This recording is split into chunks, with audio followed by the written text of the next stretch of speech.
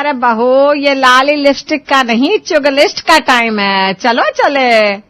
शांति देवी और पिंकी दोनों सास बहू खिलखिलाकर हंसती है और अपने मोहल्लों को मुर्गा बनाओ मिशन पर निकल पड़ती है। ये है राधानगर का मोहल्ला, जहां सब लोग एक दूसरे का सुख दुख बांटते हैं। लेकिन प्रॉब्लम एक है, और वो है ये दो चुगलखोर सास और बहू, शांति देवी और उनकी बहू पिंकी। दोनों सास बहू कान लगाकर छत पर खड़ी हैं और शर्मा जी की बहू की बातें सुन रही है।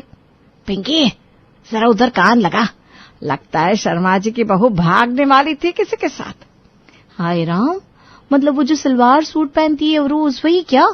हाँ वही, मैंने कल देखा था, उसके हाथ में फोन था, किसी लड़के से हंस हंस के बातें कर रही थी मोहल्ले में। बेचारी शर्मा फैमिली, रेखा चाची को बताती हूँ, ये ना बड़ी एक्साइटिंग न्यूज है। ऐसी मसालेदार न्यूज रोज रोज थोड़ी ना मिलती है। मोहल्ले की रेखा चाची, मिसेस वर्मा और मिसेस जोशी सब्जी के ठेले से टमाटर छांट रही हैं। तभी शांति देवी और पिंकी एंट्री करती है, सिर पर पल्ला और आंखों में मसाला। पिंकी देख सामने, रेखा वर्मा और जोशी तीनों है, अब तो आएगा मजा, खबर देने का टाइम आ गया। हाँ मम्मी जी, चलिए बम फोड़ते हैं। दोनों उनके पास पहुंचती हैं और शांति देवी बड़े नाटकीय ढंग से कहती हैं, अरे बहनों, क्या तुम्हें पता है शर्मा जी की बहू भागने वाली थी? ये सुनकर तीनों महिलाएं चौंक जाती हैं। मिसेस वर्मा के हाथ से तो आलू गिर ही जाता है। क्या? ये क्या बोल रही हो शांति? अरे कौन सी बहू, वो नीतू? हाँ हाँ वही, वो जो रोज लाल दुपट्टा ओढ़ती है, हर टाइम मोबाइल में लगी रहती है और छुप छुप कर लड़कों से बातें करती रहती है। मम्मी जी ने खुद देखा। मैंने देखा, वो गली के कोने पे किसी लड़के से हंस हंस कर बात कर रही थी, मुझे देखती एकदम अंदर चली गई। कुछ तो गड़बड़ है भाई। हाय राम, कैसी बेशर्म है शर्मा जी की बहू, मुझे तो वो पहले से तेज लगती थी। शांति बहन, आप बहुत बड़ी बात कह रही हैं, ये खबर पक्की तो है ना? और नहीं तो क्या, मम्मी जी झूठ बोलेंगी, बाकी हमें क्या, हमें तो जितना पता था वो बता दिया, बाकी आप खुद समझदार हैं। हम तो कह रहे हैं तुम लोग किसी को कहना मत, क्यों किसी के घर की बातें बाहर करनी है? तुम लोग तो घर की हो, इसलिए सिर्फ तुम्हें बताया है। नहीं नहीं, हम किसी को नहीं बताएंगे। सब्जी वाली भी उनकी बातें सुनकर चौंक जाती है। बाप रे, यहाँ सब्जी से ज्यादा मसाले तो बातों में। तीनों ने तय तो यही किया था, ये बात किसी को नहीं बताएंगी, पर अफसोस, चुगली की आग जब सुलगती है तो धुआं छिपाया नहीं जा सकता।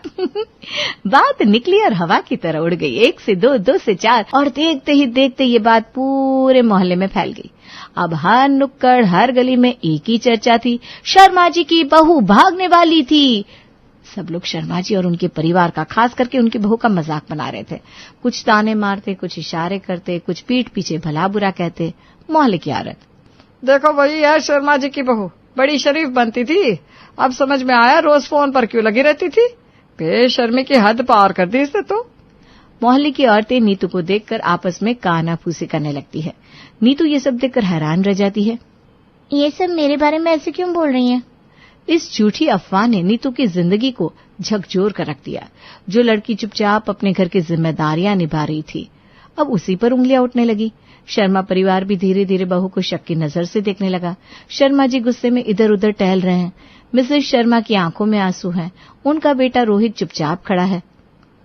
रोहित, पूछ अपनी बीवी से, ये मोहल्ले में क्या बातें उड़ रही है उसके बारे में?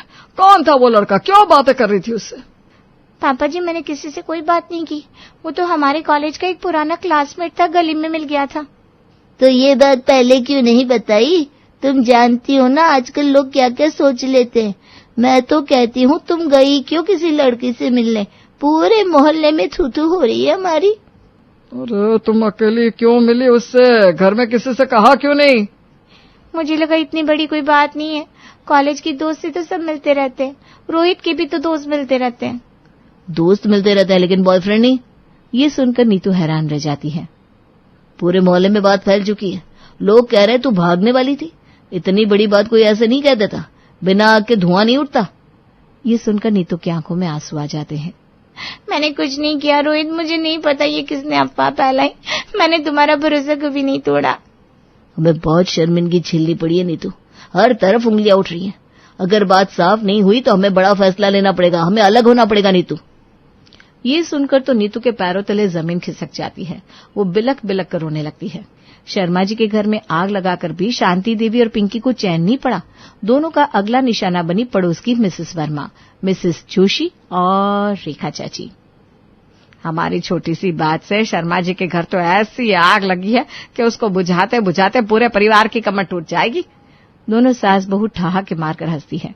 मम्मी जी, इस कांड के बाद अब अगला निशाना किसे बनाए? तभी उन दोनों को रेखा चाची, मिसेस वर्मा और मिसेस जोशी आते हुए दिखते हैं। बहुत याराना हो रहा है इन तीनों का आजकल। तो छुरिया चलाते ना मम्मी जी, शुरू करें? चला शुरू करते हैं मिशन अशांति। मिसेस वर्मा फूलों में पानी डाल रही है। पिंकी धीरे से जाती है। मिसेस वर्मा जी, क्या बताऊं आपको, आजकल ना भलाई का जमाना नहीं रहा। लोगों को किसी की अच्छी चीज दिखाई नहीं देती। क्या हो गया पिंकी, ऐसा क्यों कह रही हो तुम? मैं कुछ कहूं तो बेवजह बात पड़ेगी, सबको लगेगा पिंकी चुगली कर रही है। लेकिन क्या करूं, मेरे से ना बर्दाश्त नहीं हो रहा। रेखा चाची आपके बारे में ऐसा कैसे कह सकती हैं? ये सुनकर मिसेस वर्मा की भौहें चढ़ जाती हैं। ऐसा क्या कह दिया उन्होंने? रेखा चाची कल कह रही थी कि मिसेस वर्मा के हाथ की सब्जी तक जलती है और खुद को तो बहुत बड़ा शेफ समझती हैं। क्या रेखा ने ऐसा कहा? हमें तो नहीं पता इस बारे में, बस लोगों से सुना था ये सब। आपको बता देना जरूरी समझा। वैसे 4 जन में बैठकर रेखा चाची को आपके बारे में ऐसा नहीं कहना चाहिए था। वहीं दूसरी तरफ शांति देवी भी अपनी अशांति फैलाओ मिशन पर काम कर रही थी। वो रेखा चाची के पास बैठी थी। रेखा बहन, बुरा मत मानना, लेकिन मिसेस जोशी कह रही थी कि आप तो हर बात में अपनी चलाती हैं, किसी की नहीं सुनती। यहाँ तक कह दिया उन्होंने कि रेखा चाची को लगता है जैसे मोहल्ला उन्हीं के नाम लिखा हो। बताओ, 4 जन में बैठकर किसी के बारे में ऐसा बोलना अच्छा लगता है क्या? मेरे तो कलेजे पर सांप से लौट गई ये सब सुनकर। ये सुनकर रेखा चाची आग बुबला हो गई। क्या जोशी ने ये कहा? उनकी इतनी हिम्मत, अब उससे बात करनी ही पड़ेगी। रेखा चाची के पास आग लगाकर शांति देवी और पिंकी अपने आखिरी शिकार मिसेस जोशी की तरफ निकल पड़ी। मौसी जी, आप इतनी सभ्य हैं, पर मिसेस वर्मा कह रही थी कि आपका तो बस नाम ही जोशी है, बातों में तो जहर है। जब देखो सबके बारे में कड़वा बोलती हैं जोशी। ये सुनकर मिसेस जोशी गुस्से से आग बुबला हो जाती हैं। अब बहुत हो गया, अब मैं दिखाऊंगी इस वर्मा को कि जहर उगलना किसे कहते हैं। रेखा चाची, मिसेस जोशी, मिसेस वर्मा दनाते हुए अपने अपने घर से निकलती हैं और मोहल्ले में नुक्कड़ पर एक दूसरे के आमने सामने आकर खड़ी हो जाती हैं। रेखा जी, अपना मुंह संभालिए, आपको मेरे खाना पकाने से दिक्कत है। आपकी हिम्मत कैसे हुई मेरे खाने की बुराई करने की? तू तो हिम्मत की बात ही मत कर, खुद को देख पहले। दोगली औरत, अपने आप को क्या समझती है? कहीं की महारानी है क्या? और ये बात मैंने नहीं कही। रेखा, तू तो बोली मत, तूने तो मुझे मोहल्ले की रानी बना दिया, और वर्मा तू भी कम नहीं है। जोशी, अपनी हद में रह। हाँ, मैं कुछ बोली नहीं हूँ, उल्टा तुम दोनों ही मेरे बारे में बोल रही थी, कुछ भी बोले जा रही हो जोशी। हाँ, मुझे तो पागल कुत्ते ने काटा है जो ऐसे बोलूंगी। ये सब तुम दोनों ने शुरू किया है, लेकिन खत्म मैं करूंगी। जोशी, ज्यादा पंचायत मत कर। देख लिए तेरे भी रंग ढंग, कुछ से कुछ होता नहीं और दूसरों में नुक्स निकाल दिए। तीनों आपस में बहस करने लगती हैं। तीनों में जोरदार झगड़ा हो जाता है। शांति देवी और पिंकी पास खड़ी सब देख रही थी। तीनों को ऐसे कुत्ते बिल्लियों की तरह लड़ते देख दोनों सास बहू हंसने लगती हैं। तीनों औरतों का झगड़ा इतना बढ़ जाता है कि वहां भीड़ इकट्ठा हो जाती है। अरे अरे, ये क्या हो रहा है? ये तीनों तो पक्की सहेलियां, ऐसे झगड़ क्यों रही है? आज तो टीवी देखने की भी जरूरत नहीं है, लाइव ड्रामा चल रहा है। शांति देवी और पिंकी ये सब देखकर हंस हंस के लौटपोट हो रही थी। देख पिंकी, वो वरमान को देख कैसे कमर पर हाथ रखकर गला फाड़ रही है। और वो जोशी, सारा जोशी ठंडा हो गया उसका तो। और रेखा, वो तो खारा पानी बन गई है। मजा आ गया। अब ये लोग महीनों बात नहीं करेंगी। चलो, अशांति फैलाओ अभियान तो सफल हुआ। अब कौन सा कांड करना है मम्मी जी? ये रेखा को बहुत गर्व है ना अपने बेटे पर। हाँ मम्मी जी, रेखा चाची का बेटा बड़ा अफसर है ना, इसी बात की डिंगे हाँकती रहती है। तो चलो, अब बेटे की पोल पट्टी खोलते हैं। अब की बार रेखा का लाडला निशाने पर होगा। हाँ मम्मी जी, अब उसका बड़ा अफसर बेटा ही मोहल्ले की गली में बदनाम होगा। दोनों सास बहू जोर जोर से हंसती हैं। मिसेस जोशी और मिसेस वर्मा सब्जी ले रही हैं, लेकिन हाल ही में हुई लड़ाई की वजह से एक दूसरे से बात तक नहीं कर रही। तभी वहां पर पिंकी और शांति देवी आती हैं। पिंकी, देख रही हो लड़ाई का असर अभी तक गया नहीं है। दोनों एक दूसरे से बात करना तो दूर, एक दूसरे को देखना भी पसंद नहीं कर रही है। मम्मी जी, मुझे तो देखकर ही मजा आ रहा है। ये बदनाम बेटा मिशन कल करे क्या? अरे पागल हो गई है क्या? यही तो सही मौका है आग में घी डालने का। पिंकी और शांति देवी नजदीक जाकर गपशप में लग जाती हैं। आपको पता है, रेखा चाची का बेटा है ना जो, वो नाम का तो बड़ा अफसर है, पर असलियत में। मिसेस जोशी और मिसेस वर्मा, जो पहले से रेखा से नाराज थी, रेखा चाची के बेटे का नाम सुनते ही तुरंत बोली, असलियत में क्या हुआ, बोलो ना। अरे बहन, वो तो दारू पीकर गटर में गिर चुका है एक बार, वो भी अपनी वर्दी में। ये सुनकर मिसेस वर्मा और जोशी ठहाके लगाकर हंसने लगी। कितना बेहुदा है ये रेखा का लड़का, मुझे तो पता ही नहीं था कि दारू भी पीता है। वैसे तुमको किसे बताया ये सब? हमने नहीं देखा बहन, पर सामने वाले शर्मा जी के भतीजे ने बताया। पुलिस वालों ने तो उसे कुत्तों की तरह पीटा था एक बार, वो भी भरे चौराहे पर। अरे बाप रे, वो रेखा का बेटा ऐसा है क्या? दिखने में तो शरीफ लगता है, लेकिन करतूत देखो। बड़ा अक्कड़ कर चलती ना वो रेखा कि बेटा बड़ा अफसर है, लेकिन हरकतें देखो। शरीफ? अरे मोहल्ले में शरीफ बनने का नाटक करता है, वरना हरकतें तो मवालियों जैसी है उसकी। बस जूते नहीं पड़े अभी। हाँ, रात को 2-2 बजे आता है। पता नहीं कैसे कैसे लोगों के साथ रहता है। मैंने खुद अपने घर की खिड़की से देखा है उसे। नाम का ही अफसर है, वरना असलियत में तो आवारा है, आवारा। धीरे धीरे औरतों की भीड़ बढ़ गई और सब आपस में रेखा के बेटे के बारे में बातें करने लगी। राम राम राम, कभी सोचा नहीं था रेखा का लड़का ऐसा निकलेगा। अरे वही लड़का ना जो लाल बाइक चलाता है। मुझे तो पहले ये शक था बहन, अब सब समझ में आ रहा है। तभी वहां रेखा चाची आती है। रेखा मोहल्ले की औरतों की बातें सुनकर हैरान रह जाती है। उसे देखकर सभी चुप हो जाते हैं और रेखा को घूरने लगते हैं। क्या चल रहा है यहाँ? सब बगल झांकने लगते हैं, कोई जवाब नहीं देता। मम्मी जी, शिकार खुद आ गया शिकार होने। अब देखिए आग कहाँ तक फैलती है। सभी औरतें मुंह बनाकर वहां से जाने लगती हैं। अरे छोड़ो जी, जिसका लड़का इतना घटिया उससे क्या ही बात करना, परवरिश में ही खोट है इनकी तो। हाँ बहन, कीचड़ में पत्थर फेंकेंगे तो खुद पर ही कीचड़ उड़ेगा। मोहल्ले वाले की बातें सुनकर रेखा हैरान रह जाती है। उसकी आंखों में आंसू आ जाते हैं। मेरा बेटा ऐसा बिल्कुल नहीं है, ना वो शराबी है, ना गटर में गिरा, ना ही उसे कभी पुलिस ने पकड़ा। फिर मोहल्ले वाले उसके बारे में इतनी गंदी बातें क्यों कह रहे हैं? वो एक पल को सोचती है, फिर आगे कहती है, जरूर कोई है जो ये अफवाह फैला रहा है। कहीं ऐसा तो नहीं जो मिसेस वर्मा और जोशी से मेरी लड़ाई हुई थी, वो भी किसी के उकसाने पर हुई हो। उसी वक्त जैसे जवाब देने को किस्मत ने किसी को भेजा हो, वहां आती है मिसेस शर्मा, जिनकी बहू की जिंदगी अफवाहों की वजह से टूटने की कगार पर थी। तुम सही कह रही हो रेखा बहन, मेरी बहू नीतू के बारे में भी किसी ने ऐसी वैसे बातें फैलाई थी पूरे मोहल्ले में। पूरा मोहल्ला उसे भगोड़ी बहू कहने लगा था। पर अब सोचने लगी हूँ, हर घर में कोई ना कोई लड़ाई हो क्यों रही है? कहीं कोई ऐसा तो नहीं जो सबके बीच जहर घोल रहा हो? मतलब कोई ऐसा जो सबकी बातों में तड़का लगाकर आगे पहुंचा रहा है, जो सबके कानों में बस आधी बात डालता है। शांति देवी और पिंकी दोनों हैरानी से एक दूसरे की तरफ देखती हैं। हाँ, हर जगह वही दोनों दिखती हैं।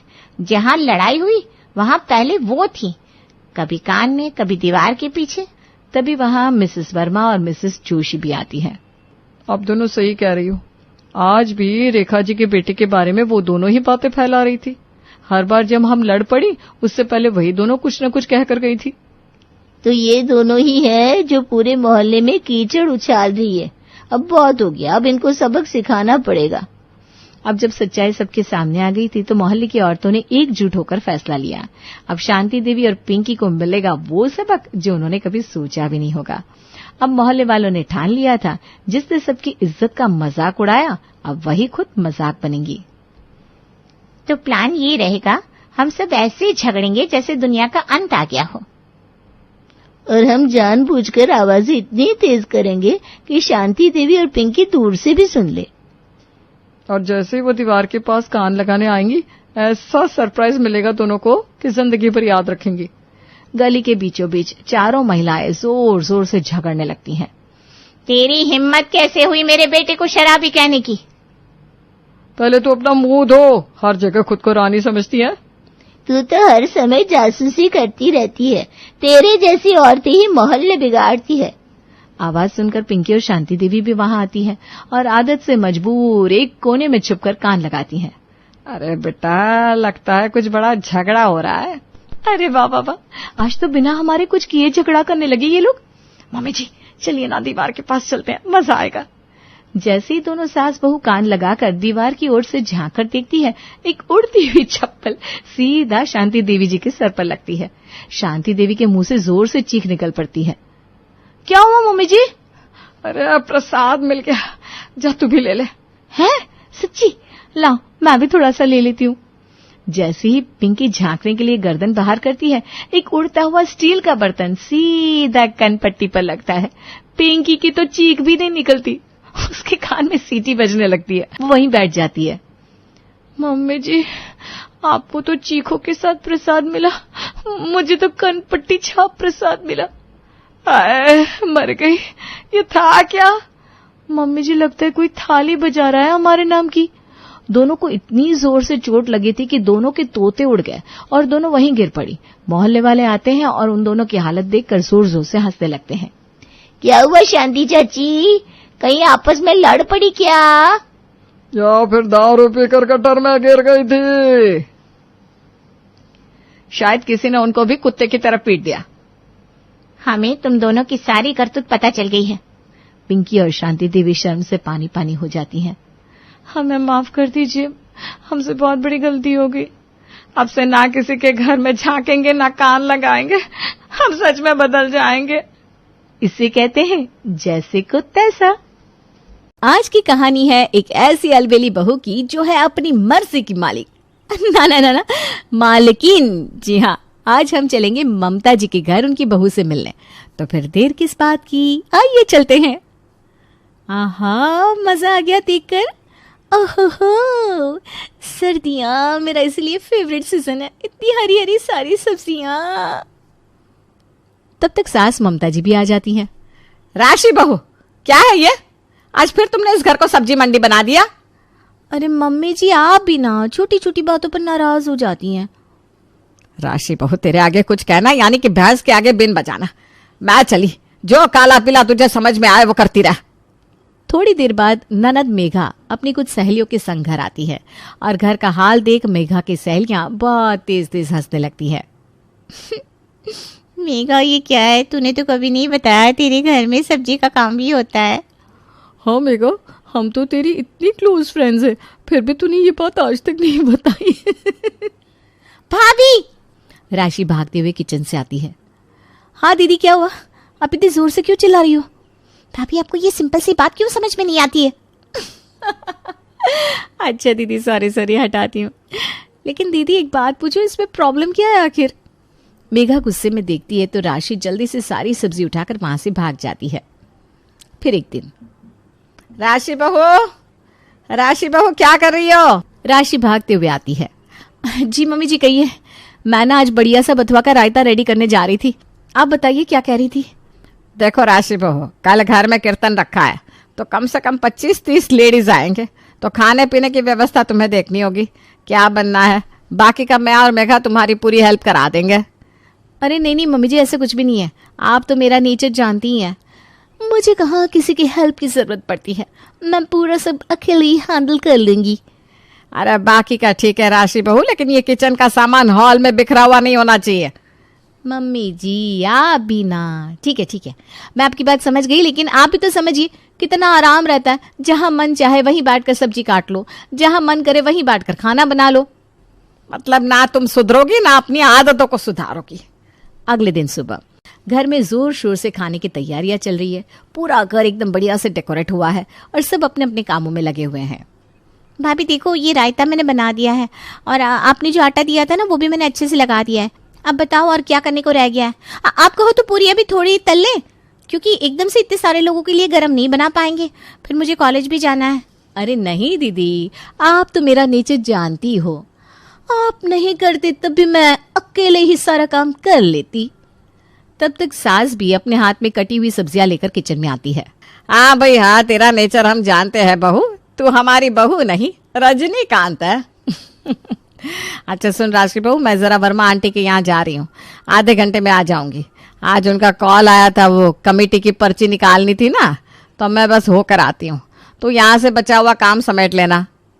आप तो बस बेफिक्र होकर जाओ, आखिर मेरे जैसी बहू के होते हुए आपको किस बात की फिक्र है। ममता वर्मा जी के यहाँ और मेघा अपने कॉलेज के लिए निकल जाती है। अब पूरे घर पर राशि बहू का वर्चस्व था। बस फिर क्या, राशि बहू जल्दी से सारा ताम झाम लेकर हॉल में आ जाती है और म्यूजिक चलाकर पूरियां तलने और सब्जी बनाने बैठ जाती है। और फिर उसे वक्त का पता ही नहीं रहता। इधर पूरिया पर पूरियां निकाल रही थी, उधर राशि बहू से ध्यान बचाकर घड़ी की सुइयां अपने ठीक समय पर जा पहुंची और दरवाजे पर कीर्तन वालों की दस्तक हुई। राशि बहू, वाह बहू, किचन सेटअप तो तुम्हारा बड़ा ही अच्छा है। सही कह रहे हो शर्माइन तुम, मस्त टीवी के सामने म्यूजिक चल रहा है और इतना बड़ा किचन। ये आवाज सुनकर राशि के चेहरे पर हवाइयां उड़ने लगती है। दोनों ये बातें बस कर ही रही थी, तभी पीछे से ममता जी का आना होता है और इधर राशि अपना सामान उठा उठा कर किचन में ले जा रही थी। कुत्ते की टेढ़ी पूंछ सीधी हो जाए राशि बहू, लेकिन क्या मजाल के ये किचन सेटअप लगाने से तुम बास आ जाओ। आइए आइए जी, आप दोनों दरवाजे पर क्यों खड़ी है, अंदर तो आइए। अरे क्यों नाराज हो रही है बहू पर, सब बढ़िया तो है। हाँ जी बिल्कुल। राशि चूल्हा खींचकर ले जा रही थी, तब तक और लोग भी आ जाते हैं और फिर आखिर में बचा रह जाता है सिलेंडर, जिसे फिर ममता जी को ही किचन में ले जाना पड़ता है। बड़े ही अच्छे से कीर्तन संपन्न होता है। बाद में सब राशि के बनाए हुए प्रसाद की बड़ी ही तारीफ करते हैं। ममता, तुम्हारी बहू तो बड़ी ही होशियार है, देखो कितना स्वाद प्रसाद बनाया है। हाँ वो तो है, हमारी बहू लाखों में एक है, लेकिन बस। उधर से राशि सासू माँ की तरफ देखकर कान पकड़कर माफी मांगती है। थोड़ी देर बाद सब चले जाते हैं। अब राशि को लगा कि भाई आज तो उसकी शामत आकर ही रहेगी, लेकिन ममता जी ने ऐसा कुछ भी नहीं किया। राशि को बैठकर बड़े ही प्यार से समझाया। देखो राशि बहू, ऐसे अच्छा नहीं लगता कि तुम ऐसे किचन और सब्जियों को लेकर कहीं भी बैठ जाओ। थोड़ा सा इस बात की समझ तुमको अपने अंदर लानी होगी कि कहाँ कौन सा काम किया जाना चाहिए। हाँ मम्मी जी, लेकिन मैं सच बताऊं, ऐसे कहीं पर भी अपनी किचन सजाने का ना अपना ही मजा होता है। राशि बहू, अगर ब्रह्मा जी भी ऊपर से उतर आए ना, फिर भी तुम्हें नहीं समझा सकते। अब तुम्हें जैसा ठीक लगे वैसा करना, कहीं ऐसा ना हो कि तुम्हें इसका कोई बड़ा खामियाजा भुगतना पड़े। दिन बीतते जाते हैं, लेकिन राशि बहू अपनी आदतों में कोई सुधार नहीं करती। आए दिन कभी अपना इंडक्शन लेकर अपने रूम में सेट कर लेती और वहीं पर चाय बनाने लगती, कभी कुछ। ऐसे ही दिन निकल रहे थे और फिर इसी बीच में राशि की बहन की शादी तय हो जाती है। फिर एक दिन, मम्मी जी वो मुझे ना शॉपिंग के लिए जाना है। आपको पता है ना, मान्यता की शादी पक्की हो गई है, तो अब शॉपिंग भी शुरू करनी है। हाँ राशि बहू, क्यों नहीं, बिल्कुल करो शादी की शॉपिंग। वैसे भी बड़े समय बाद हमारे घर में किसी की शादी का समय आया है, और पैसे वगैरह की जरूरत हो तो बता देना। उसमें बताना कैसे मम्मी जी, लगे हाथ आप दे ही दो तो अच्छा है ना। अच्छा रुको, मैं भी निकाल कर लाती हूँ। थोड़ी ही देर में ममता जी नोटों की गड्डी लाकर अपनी बहू के हाथ में थमा देती है। इतने सारे पैसे देखकर राशि ने ममता जी को गले लगा लिया और जोर जोर से नाचने लगी। आज मैं ऊपर आसमान नीचे, आज मैं आगे जमाना है पीछे। अब हमारी राशि की शॉपिंग शुरू हो जाती है। राशि रोज नए नए कपड़े गहने लाकर अपनी सास और पति को भी दिखाती। फिर एक दिन, सुनो राशि, एक जरूरी बात है। हाँ जी सुनाओ ना जरूरी बात। आज तो बड़ा ही प्यार आ रहा है तुम्हें मेरे ऊपर। हाँ अब जल्दी बताओ ना, मेरी सब्जी ना जल जाए किचन में, मुझे जाना है। तभी तो मुझे अच्छा लगता है कि जहाँ बैठो वहीं अपनी किचन खोल लो। तुम तो पागल ही हो एकदम। भला ऐसा कहीं होता है क्या? अरे जिस चीज की जो जगह फिक्स है वो वहीं सूट करता है। अच्छा सुनो, मैं भूल जाऊंगा जो जरूरी बात तुम्हें बताने वाला था। मुंबई से वो मेरे बॉस अपनी वाइफ और बच्चों के साथ 2 दिन बाद दिल्ली के साइट सीइंग के लिए आ रहे हैं, तो मेरा मन है कि मैं उनको घर बुला लूं। क्या कहती हो तुम? अरे तो इसमें इतना सोचने वाली क्या बात है, बिल्कुल बुला लो। वही सोच रहा था कि थोड़ा इंप्रेशन भी अच्छा पड़ेगा, और समझो ना अभी प्रमोशन भी बस 2 महीने बाद होने ही वाला है। तो कुछ बेनिफिट भी हो जाए। और खाना बनाने में मेरी बीवी की टक्कर का कोई तो है नहीं, बस कुछ अच्छा सा रेडी कर लेना। मैं तुम्हें बता दूंगा कि वो किस टाइम पर फ्री होंगे, उसी के हिसाब से बना लेना। अच्छा ठीक है, अब मैं जा रही हूँ, नहीं तो मेरी सब्जी तो गई काम से। राशि भागते हुए किचन की तरफ चली जाती है। फिर 2 दिन बाद राहुल ऑफिस से राशि को फोन करता है। राशि, वो मैंने तुमको बताया था ना, मुंबई से बॉस और उनकी फैमिली आने वाली है, तो आज इवनिंग टाइम में अपने घर आएंगे वो। फिर शाम के टाइम के हिसाब से कुछ अच्छा बना लेना, क्योंकि उनके साथ बच्चे भी होंगे। ठीक है, फिकर नॉट। और फिर आप तो मेरा नेचर जानती हो, मैं सब अच्छे से हैंडल कर लूंगी। उसी दिन सुबह ममता जी और मेघा दोनों का अचानक ही उनकी बहन के घर जाने का प्लान बन जाता है। राशि बहू, मैं ना वो महरौली जा रही हूँ जरा मौसी के घर। अरे इतने दिनों से जीजाजी को डेंगू हुआ है, दीदी ने बताया नहीं। वो तो कल मेरी बड़े भैया से बात हुई तो उन्होंने कहा कि जीजाजी को डेंगू हुआ है, तो मैं सोच रही हूँ उनको देख आती हूँ। ऐसा अच्छा नहीं लगता ना, और जब से मैंने सुना है मेरा जी भी ना बड़ा बेचैन सा हो रहा है। वैसे भी जीजाजी इतने कमजोर से हैं, ऊपर से ये नास पीटा डेंगू, जिसको देखो उसको डेंगू हो रहा है। हाँ मम्मी जी, कोई बात नहीं, आप देख आओ मौसा जी को। आप कैसे जाओगे? मैं आपके लिए कैब बुक कर दूं? अरे नहीं, वो मैंने मेघा को बोल दिया था, हम दोनों ना स्कूटी से चले जाएंगे। वो मुझे बाहर रोड तक लेने आ जाएगी, अभी बस थोड़ी देर में कॉलेज से निकलेगी। अच्छा मम्मी जी। इतना कहकर राशि किचन में चली जाती है और थोड़ी देर बाद ममता जी किचन में जाती है। क्या कर रही है राशि बहू? मम्मी जी, वो आज इनके ऑफिस से बॉस और उनकी फैमिली आने वाली है, उसी की तैयारी कर रही हूँ। अच्छा, तूने तो मुझे बताया ही नहीं। मम्मी जी, इनका अभी ऑफिस से फोन आया, आप परेशान ना हो, मैं सब हैंडल कर लूंगी। अरे ये तो आफत हो गई। अब मैं मेघा को मना करूंगी तो वो नाराज हो जाएगी, क्योंकि वो तो कॉलेज से निकल भी चुकी होगी, फिर चिल्लाएगी। लेकिन तू सब अच्छे से करना, आखिर राहुल के बॉस है, कहीं सब गुड़ गोबर ना कर लेना। अरे नहीं मम्मी जी, आप तो मेरा नेचर जानती हो, मैं सब अच्छे से कर लूंगी। यह सब नसीहत देने के थोड़ी देर बाद ममता जी अपनी बहन के घर के लिए निकल जाती हैं। अब क्या, अब तो बस पूरे घर पर राशि का राज्य था। अब राशि कभी इधर इंडक्शन सेट करे, कभी उधर माइक्रोवेव लगाए, और पूरे घर को सब्जियों से उसने हरा भरा गार्डन बना दिया। कहीं सोफे पर शिमला मिर्च है तो बेड पर धनिया। अब बस राशि जल्दी जल्दी अपना काम निपटा रही थी। तभी राशि ने देखा कि घर में 2 बज रहे हैं। अरे, मेरा तो सारा काम भी हो गया और अभी तो सिर्फ 2 बजे हैं। क्यों ना एक वेब सीरीज देख ली जाए राशि मैडम। अच्छा हाँ, सबके लिए पिज्जा और पास्ता रेडी करना है। अपना इंडक्शन और माइक्रोवेव यही बेडरूम में सेट कर लेती हूँ और फिर वेब सीरीज का लुत्फ उठाऊंगी। आज तो वैसे भी कोई घर में नहीं है, तो फिर मैं ही हूँ इस घर की महारानी। अब राशि अपना सारा सामान लाकर अपने बेडरूम में रख लेती है। अच्छा, अब देखो, माइक्रोवेव भी आ गया, इंडक्शन भी आ गया। अब पिज्जा बेस के लिए जो आटा लगाया था उससे बेस रेडी कर लेती हूँ, जिससे उस टाइम में ज्यादा हड़बड़ी ना हो। देखो भाई, क्या ही मजा आ रहा है यहाँ काम करने में, इस आनंद की तो क्या ही कहने। अभी यहाँ से काम निपटने के बाद सारा सेटअप किचन में सेट कर लूंगी। राशि कुछ सोचती है। अरे यार राशि, आज तो इतनी परेशान क्यों है? आज तो तू है अकेली और यहाँ से सर्व कर देगी तो किसी को क्या पता चलेगा। हाँ, ये तो मैंने सोचा ही नहीं। आज मेरा बेडरूम बनेगा मेरा किचन। राशि काम करने में बिजी हो जाती है। साथ में टीवी देखते देखते टाइम कब निकल गया पता ही नहीं चलता। शाम के 5 बज जाते हैं और राहुल अपने बॉस और उनकी फैमिली के साथ घर आता है और राशि को आवाज लगाता है। राशि बाहर आती है, सबका वेलकम करती है। राहुल के बॉस और उनकी फैमिली राहुल के घर को देखकर खुश होते हैं। राशि सबके लिए पानी लेकर आती है। तभी राहुल नोटिस करता है कि राशि बार बार बेडरूम में जा रही है। पर क्यों? पर सबके साथ बैठे होने के कारण वो उठ नहीं पाता। सब राशि के बनाए हुए खाने की बहुत तारीफ करते हैं। वाओ राशि, क्या फूड बनाया है, सब सुपर से एकदम ऊपर, एकदम परफेक्ट। और फूड चॉइस का तो कहना ही क्या, बच्चे भी एकदम मजे से पिज्जा और पास्ता एंजॉय कर रहे हैं। हाँ, बढ़िया एकदम। वैसे राशि के खाने की तारीफ सब करते हैं। मैं भी जब ऑफिस में लेकर आता हूँ ना तो सबको बड़ा ही पसंद आता है। अच्छा राशि, ये पिज्जा बड़ा ही फ्रेश एंड ऑथेंटिक लग रहा है। ये कौन सी बेकरी ब्रांड का है? मैं भी इसे यूज करके देखूंगी। ये तो होममेड है मैम। Oh really? लेकिन बहुत ही बढ़िया बना है। मैं देखना चाहूंगी कि आपने कैसे बनाया। अगर ये घर पर इतना अच्छा बन सकता है तो मैं अपने बच्चों के लिए घर पर ही बनाऊंगी, क्योंकि टेस्टी भी है और हेल्दी भी। अब ये बात सुनकर राशि के होश उड़ गए, क्योंकि आज राशि ने सारा सेटअप बेडरूम में लगा रखा था। मैम आप ना परेशान मत होइए, मैं किसी दिन आपको रेसिपी शूट करके भेज दूंगी।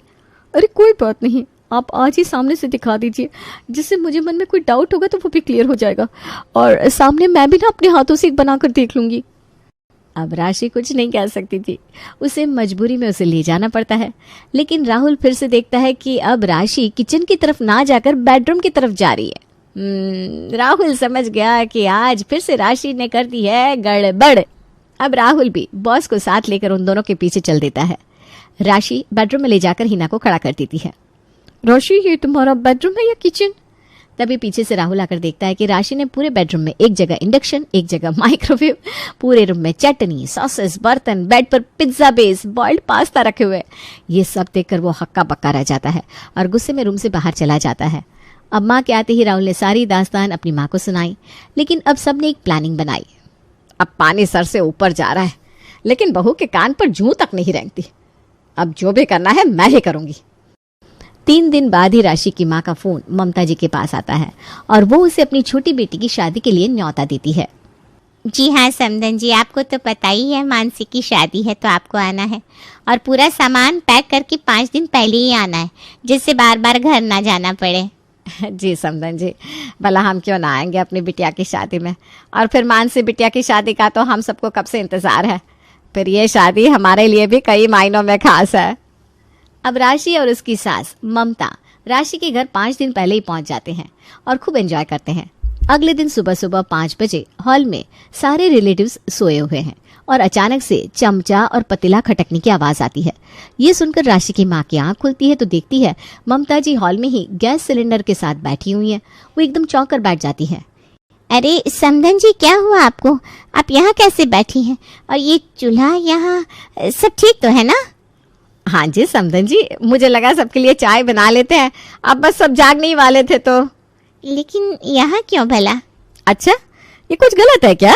मुझे लगा आपके यहाँ ऐसा ही होता होगा, क्योंकि वो राशि बोलने ही जा रही थी कि राशि जाग जाती है और ममता जी को टोक देती है। अरे नहीं नहीं मम्मी जी, आप यहाँ बैठिए, मैं सबके लिए चाय बना कर लाती हूँ। और चूल्हा लेकर किचन में चली जाती है।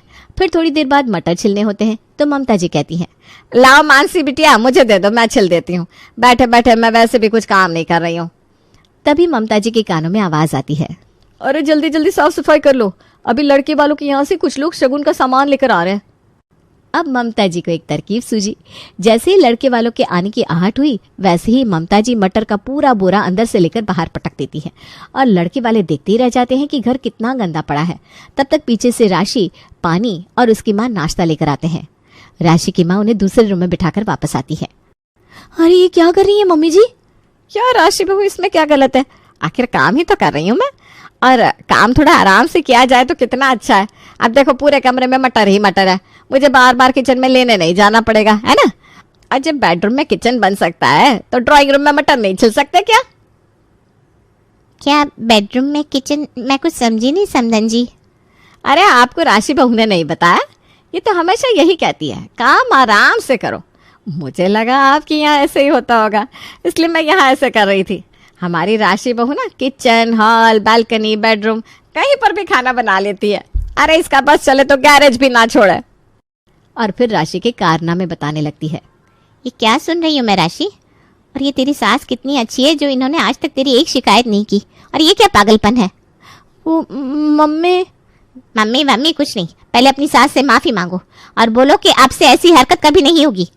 राशि रोने लगती है और अपनी इस बचकानी हरकत के लिए अपनी सास से माफी मांगती है। मेहमानों के आने पर तरह तरह के व्यंजन बनाने वाले, धूमधाम से स्वागत करने वाले लोग तो आपने बहुत देखे होंगे, लेकिन क्या आपने कभी कोई ऐसा परिवार देखा है जो मेहमानों का स्वागत धूमधाम से नहीं बल्कि हफ्तों पुराने फ्रिज में रखे हुए बासी खाने से करे? अरे भाई, ज्यादा कंफ्यूज होने की जरूरत नहीं है, चलिए आपको पूरी कहानी ही सुना देते हैं। सक्सेना जी बड़े सीधे साधे आदमी। दरवाजे के सामने से अगर कोई पड़ोसी गुजर जाए तो उसे भी रोक कर दुआ सलाम जरूर करते। एक दिन सक्सेना जी अपने दरवाजे पर बैठे धूप सेंक रहे थे, तभी पड़ोस में रहने वाले श्रीवास्तव जी वहां से गुजरते हैं। अरे नमस्कार भाई साहब, कैसे हैं आप? चुपचाप दरवाजे के सामने से निकल रहे हैं, क्या बात है, हमसे कोई नाराजगी है क्या? अरे नहीं नहीं भाई साहब, आपके जैसा जेंटलमैन आदमी तो मोहल्ले में और कोई दूसरा है ही नहीं। आपसे भला कोई नाराज कैसे हो सकता है? बस हमारा ध्यान कहीं और था, इसलिए आपकी तरफ नजर नहीं पड़ी। अगर आपको ऐसा लग रहा है कि हम नाराजगी में आपको इग्नोर करके जा रहे हैं तो चलिए आपकी नाराजगी दूर कर देते हैं। एक कप चाय पिलाइए, फिर साथ में बैठकर 2-4 बातें कर लेते हैं। अरे हाँ हाँ भाई साहब, क्यों नहीं क्यों नहीं। सक्सेना जी श्रीवास्तव जी को लेकर घर के अंदर आते हैं और पत्नी को आवाज लगाकर चाय बनाने के लिए कहते हैं। अरे भाई साहब, ये क्या बात हुई? अपने भाभी जी को सूखी सूखी चाय बनाने के लिए कह दिया? भाई जब चाय पिलवा ही रहे हो तो साथ में थोड़ी पकौड़ी वगैरह तो बनवाइए। जी भाई साहब, बात तो ठीक कह रहे हैं आप। खाली चाय पीने का भी कोई मज़ा है क्या? आप रुकिए, मैं अभी श्रीमती जी को कह कर आता हूँ। सक्सेना जी अंदर रसोई में जाते हैं और अपनी पत्नी को चाय के साथ पकौड़ियाँ बनाने के लिए कहते हैं।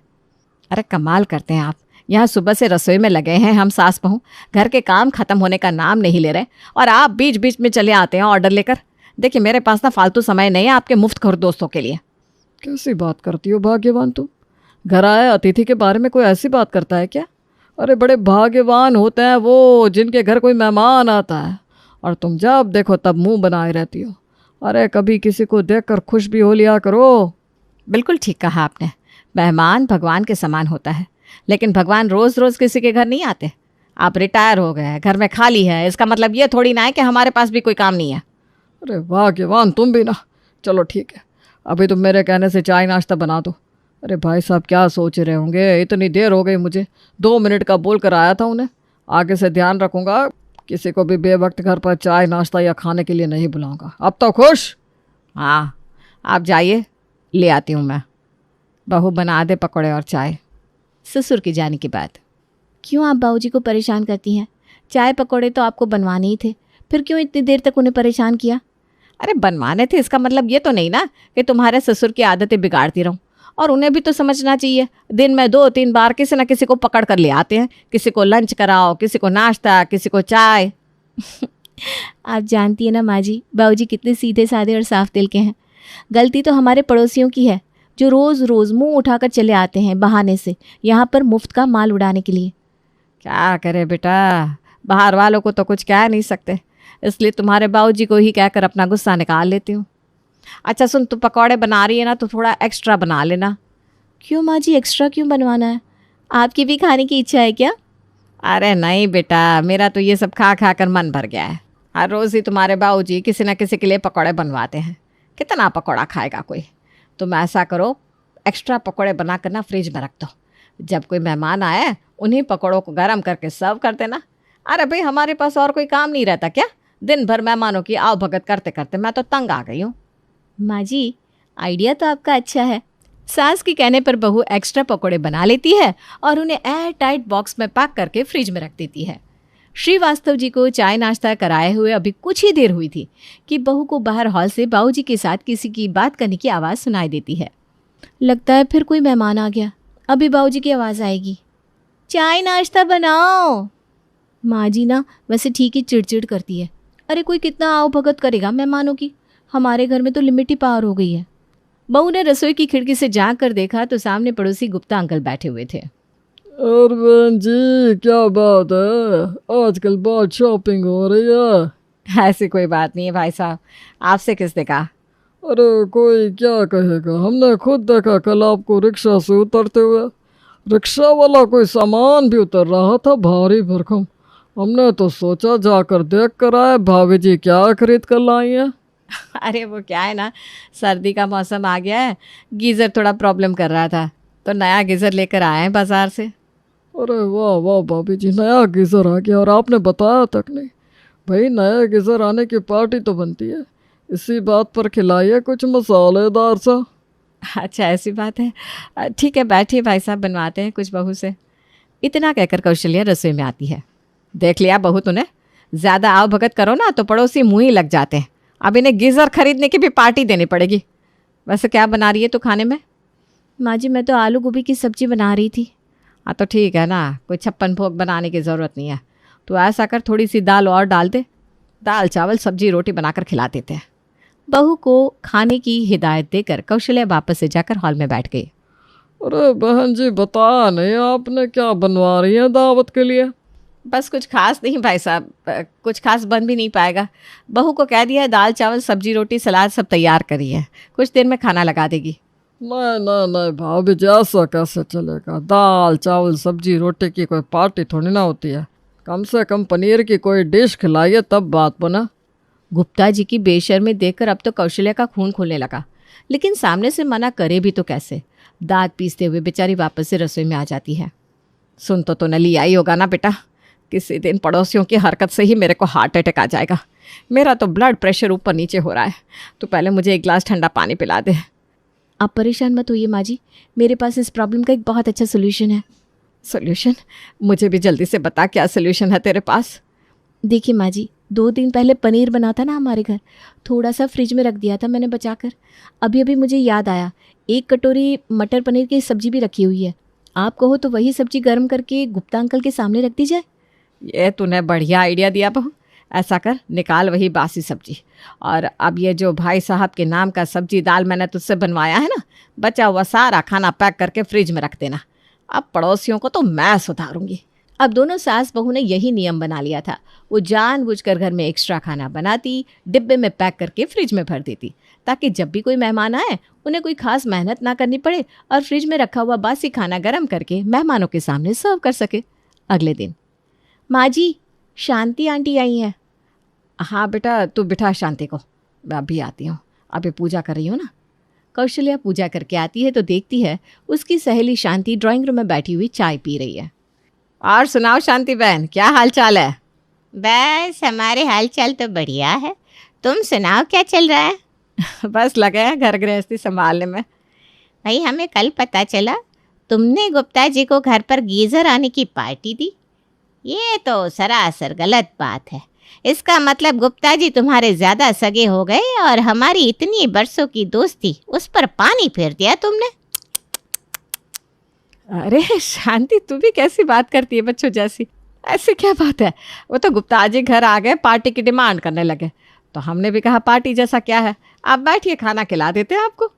मुझे ये सब नहीं सुनना। तूने गुप्ता जी को गीजर खरीदने की पार्टी दी है तो मुझे भी तेरी वो काले रंग की जो तूने नई साड़ी खरीदी थी ना, उसकी पार्टी चाहिए। हाँ, बस हो गया फैसला।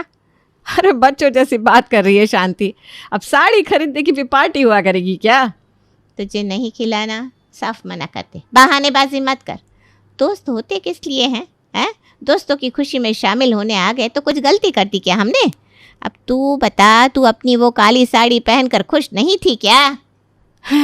सहेली की बात सुनकर कौशल्या बेचारी अपना सर खुजलाने लगती है। अजीब मुसीबत हो गई। कोई पड़ोसी गीज़र खरीदने की पार्टी लेने आ रहा है, कोई साड़ी खरीदने की। अब कल को ऐसा ना हो कि हम महीने का राशन खरीद कर लाए और पूरा मोहल्ला पार्टी खाने चला आए। अरे तुझे बुरा लग रहा है तो ठीक है, तुझे भी करवा देते हैं पार्टी।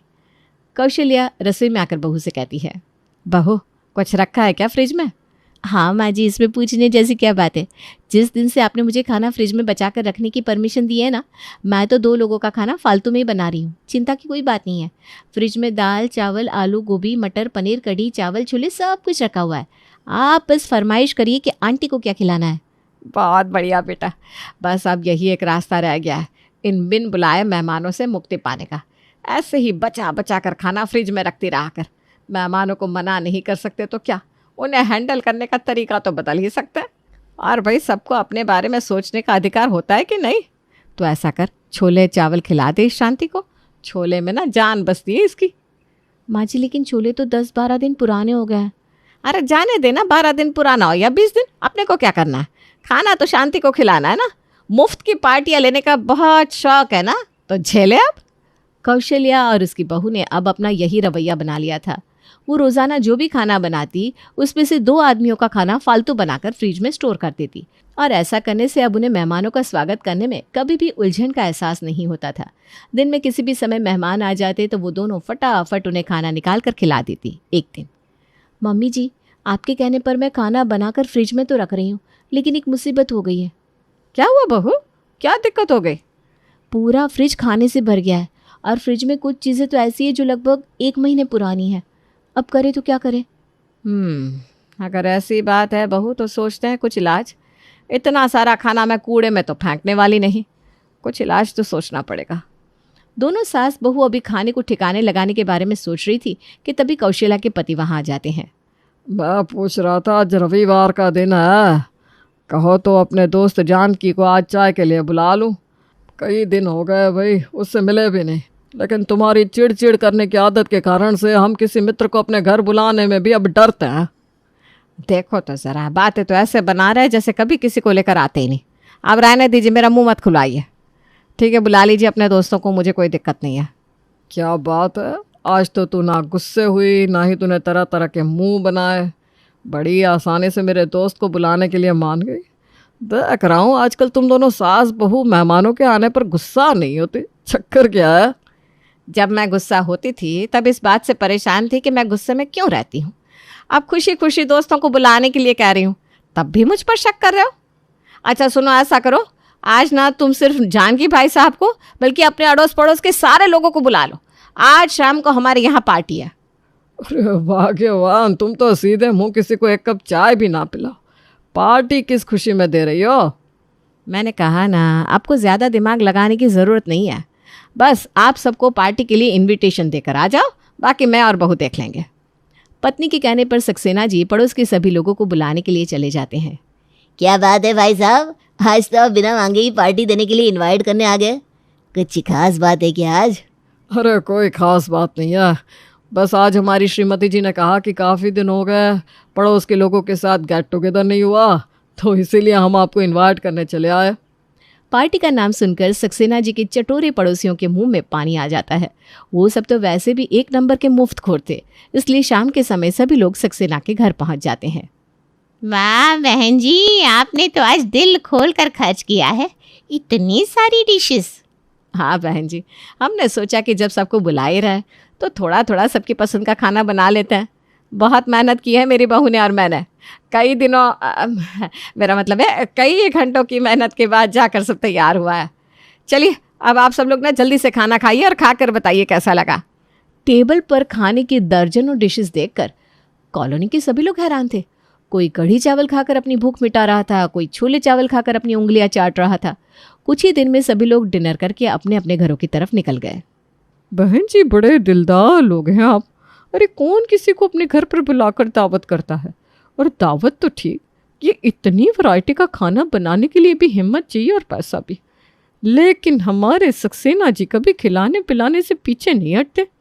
मोहल्ले के लोग सक्सेना और उनके परिवार की तारीफ करते थक नहीं रहे थे। सभी लोग अपने अपने घर लौट जाते हैं। देर रात तकरीबन 12 बजे पड़ोस में रहने वाले श्रीवास्तव जी के पेट में जोरदार मरोड़ शुरू हो जाता है। बार बार टॉयलेट की तरफ भागने के बाद भी सुबह के 5 बजे तक उनकी हालत बिल्कुल पस्त हो चुकी थी। आंखों के नीचे काले गड्ढे पड़ गए थे, चेहरा एकदम पीला हो गया था। सक्सेना जी के यहाँ दावत खाने के बाद ये हाल सिर्फ श्रीवास्तव जी का नहीं हुआ था, उसके अलावा बाकी के लोग जो पिछली रात को दावत खाकर वाह वाह कर रहे थे, सबका एक जैसा ही हाल था। सुबह 5 बजे पूरी रात बाथरूम की तरफ दौड़ लगाते लगाते अब तो मेरी आंखों के आगे अंधेरा सा छा रहा है। अरे सत्यानाश हो जाए इन सक्सेना का, पता नहीं खाने में क्या मिलाकर खिला दिया जो मेरी ये हालत हो गई। अभी मैं माला को फ़ोन करके पूछती हूँ, उसके साथ भी वही हुआ है क्या जो मेरे साथ हुआ। शांति माला को फ़ोन लगाती है। उधर माला की भी कांपती हुई सी आवाज़ सुनाई देती है।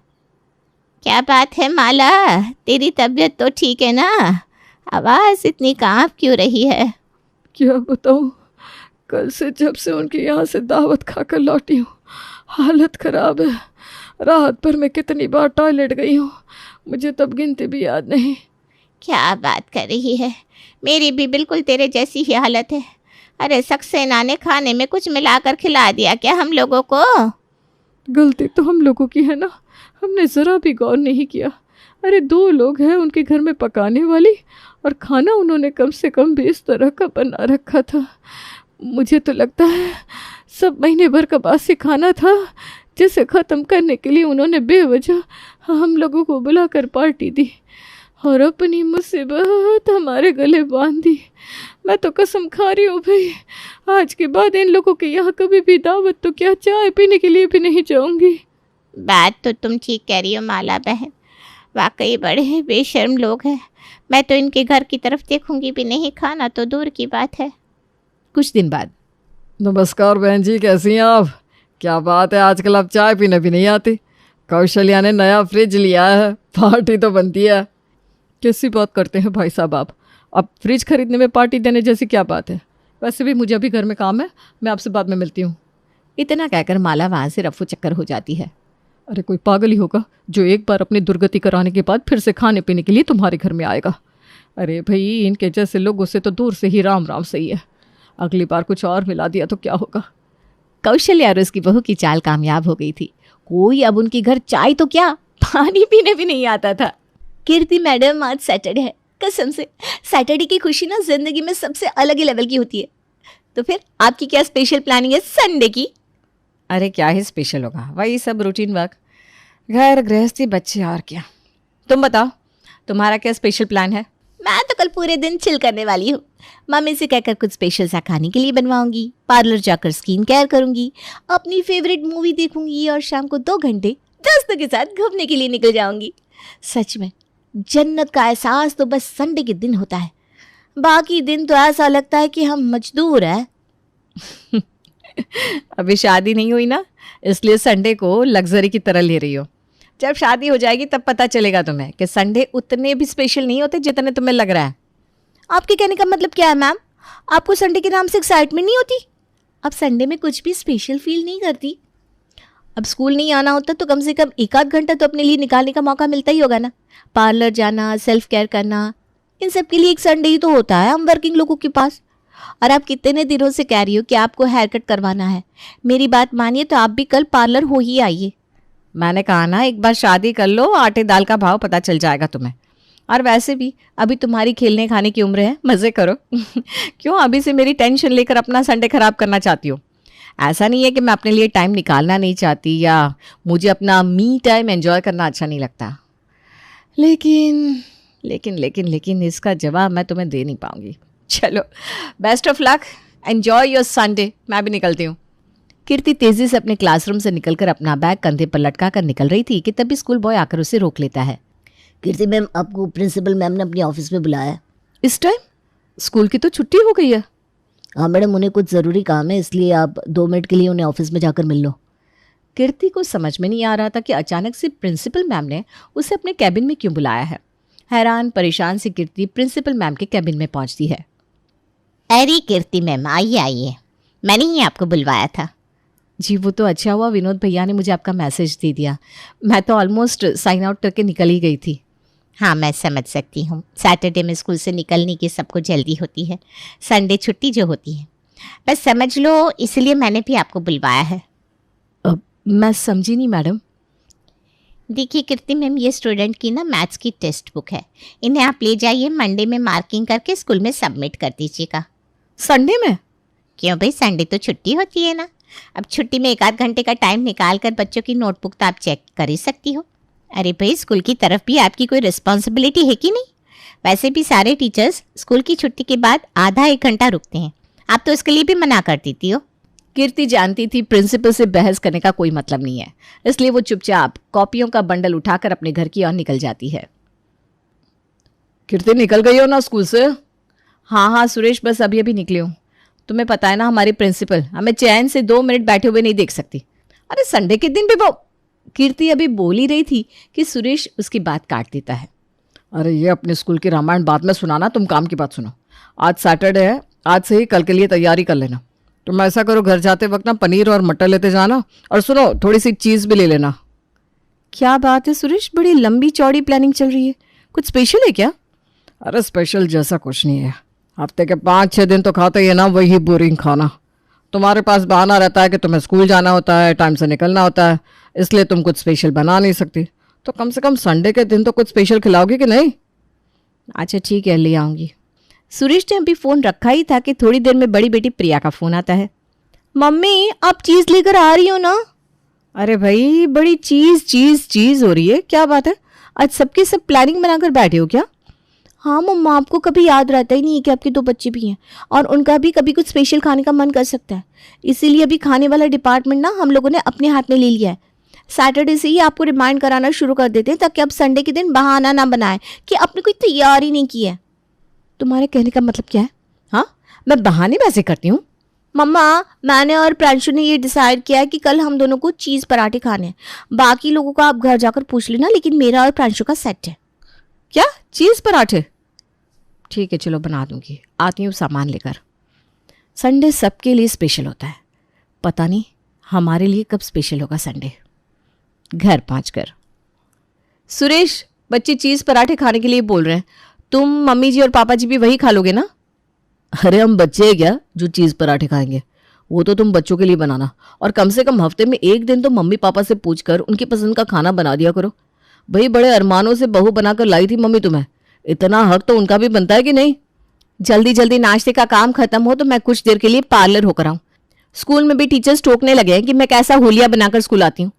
अब उन लोगों को क्या समझाऊं कि घर के काम करते करते टाइम नहीं मिलता अपना हुलिया सही करने के लिए। अरे यार, ये रोना मत रोने लगो बात बात पर।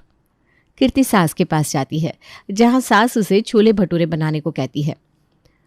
मम्मी जी से पूछ कर आई हूँ, अभी छोले भटूरे बनाने के लिए कह रही हैं।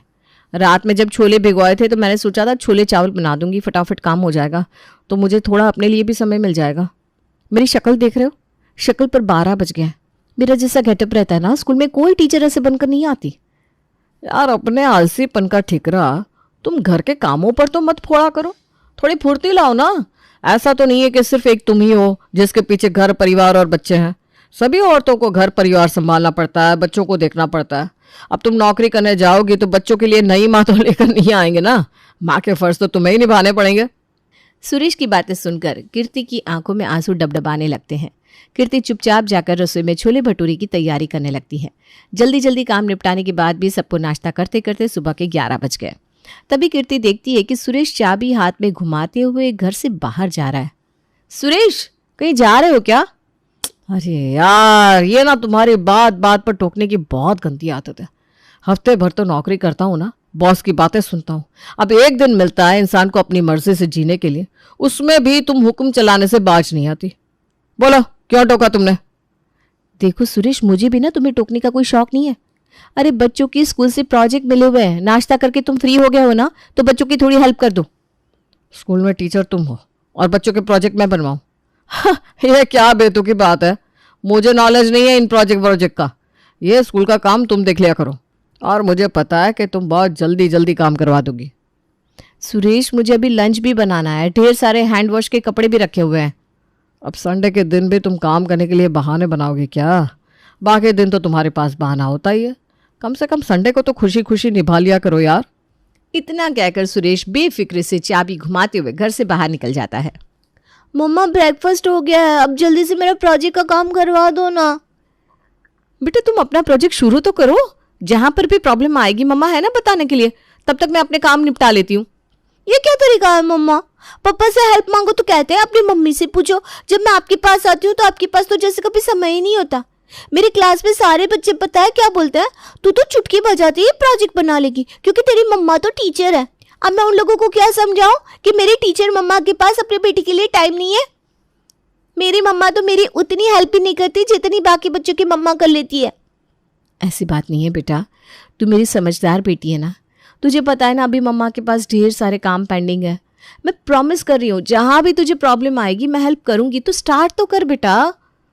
अचानक कीर्ति को सास का फोन बजने की आवाज सुनाई देती है। अरे कीर्ति बहू, देख तो जरा, अंदर कमरे में मेरा फोन बज रहा है। किसका फोन आया? कीर्ति जाकर कमरे से फोन लाकर सासू माँ के हाथ में थमा देती है।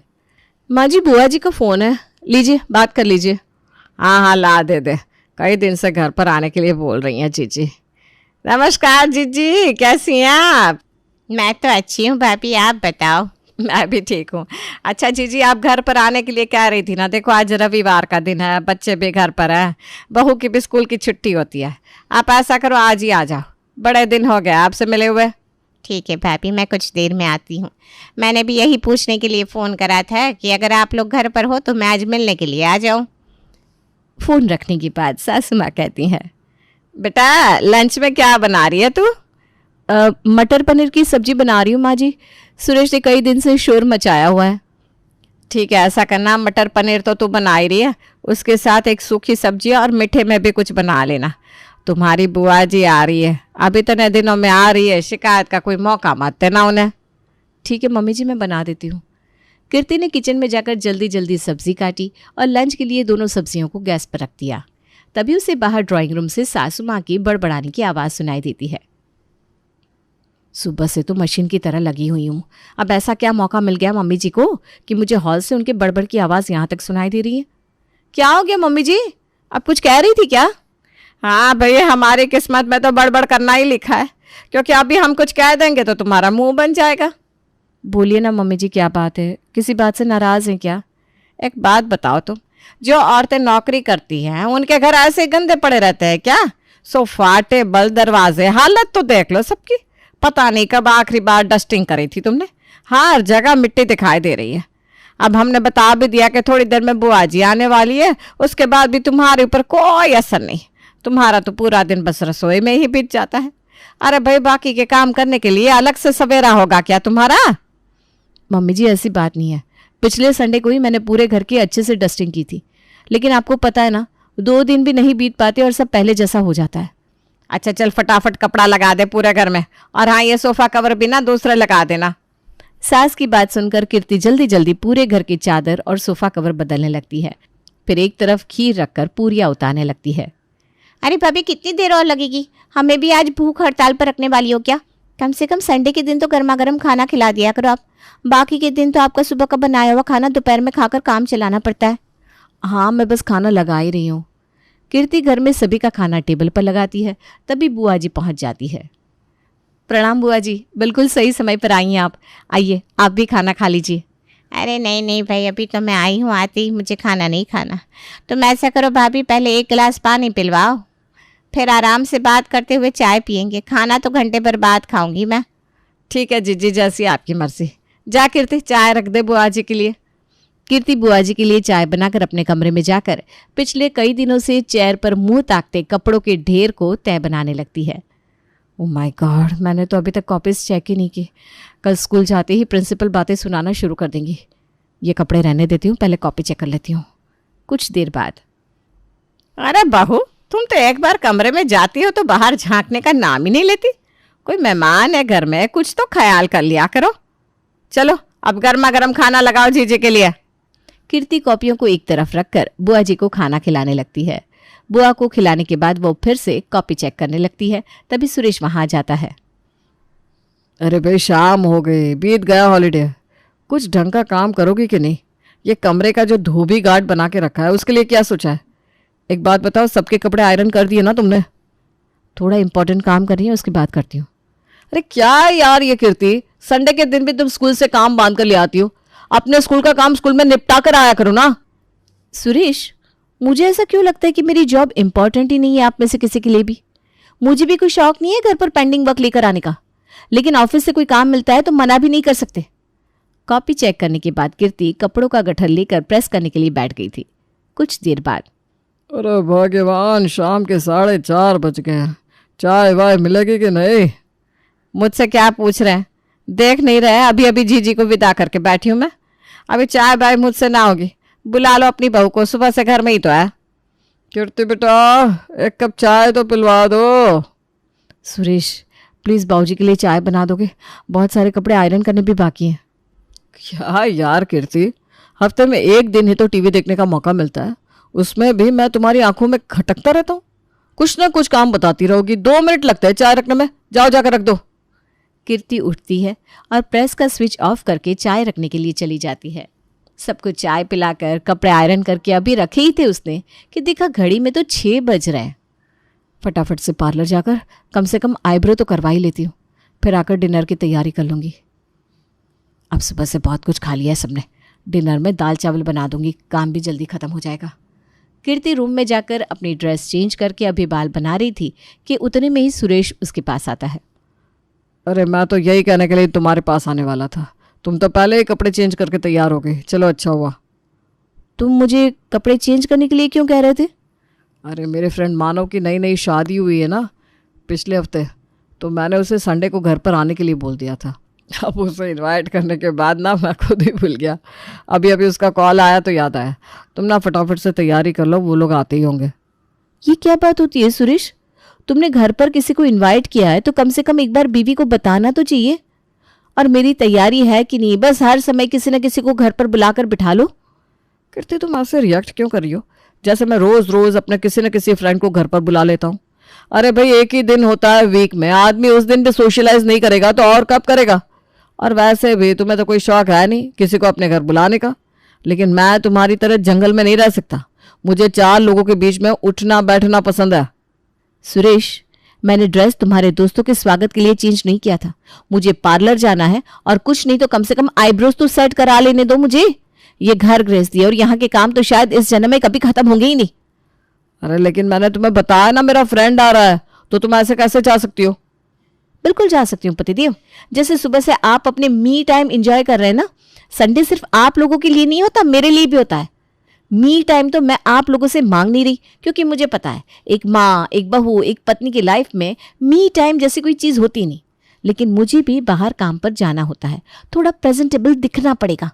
तुम्हारे फ्रेंड्स आ रहे हैं तो तुम संभाल लेना, चाय बनानी तुम्हें आती है, और नाश्ते के लिए बाहर से कुछ ऑर्डर कर लेना। और सुनो, अगर बाहर से कुछ ऑर्डर कर ही रहे हो ना, तो डिनर भी ऑर्डर कर देना, हो सकता है मुझे लौटने में थोड़ी देर हो जाए। बिल्कुल ठीक कह रही हो बहू, तुम लोग संडे संडे करके काम बताते रहते हो बेचारे को। अरे संडे क्या सिर्फ तुम लोगों के लिए आता है? इस बेचारे की जिंदगी में तो संडे नाम की कोई चीज ही नहीं है। उल्टा संडे के दिन तो हम औरतों को 2 गुना 3 गुना काम करना पड़ता है। बेटा आगे से ना संडे के एक दिन एक समय का खाना तू बाहर से ऑर्डर कर दिया कर। बहू को भी घर के काम से थोड़ी छुट्टी मिलेगी, तभी तो वो खुद के ऊपर ध्यान दे पाएगी ना। माँ की बातों का अब सुरेश के पास कोई जवाब नहीं था, इसलिए वो चुपचाप हाँ में गर्दन हिला देता है। और इस तरह लड़ झगड़ के ही सही कीर्ति को अपने लिए सुकून के 2 पल नसीब हो ही जाते हैं।